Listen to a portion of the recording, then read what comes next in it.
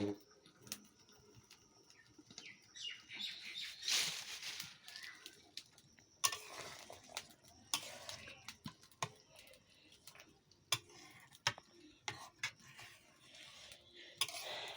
খাবে গরু, কেউ খাবে মুরগি, তাই গরু রান্না হয়েছে, মুরগি রান্না হয়েছে। এখানে পিঠা বানানো হতেছে।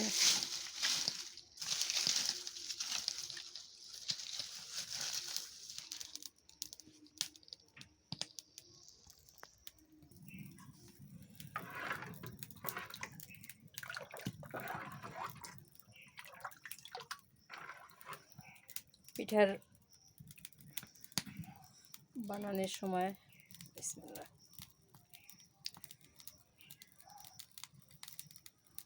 যদি পিঠা বানানোর এই ঝুলটা ঠিকঠাক হয় তাহলে মনে হয় পিঠাটা সুন্দর হবে।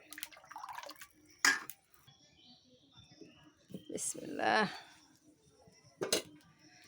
মাশাআল্লাহ।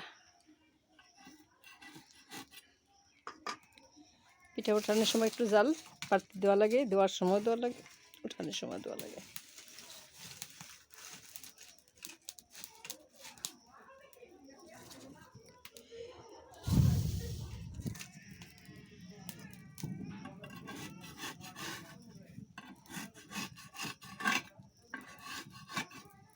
কার গ্রামের বাড়িতে ভালো লাগে, গ্রামের বাড়িতে এরকম পিঠা খাইতে ভালো লাগে কার?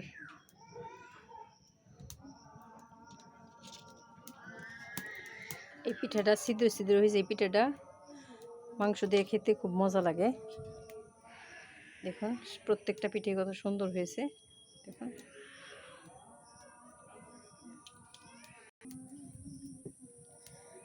মাশাআল্লাহ, প্রথম খোলা ফুলে নেই, এখন ফুলকে হয়ে গেছে।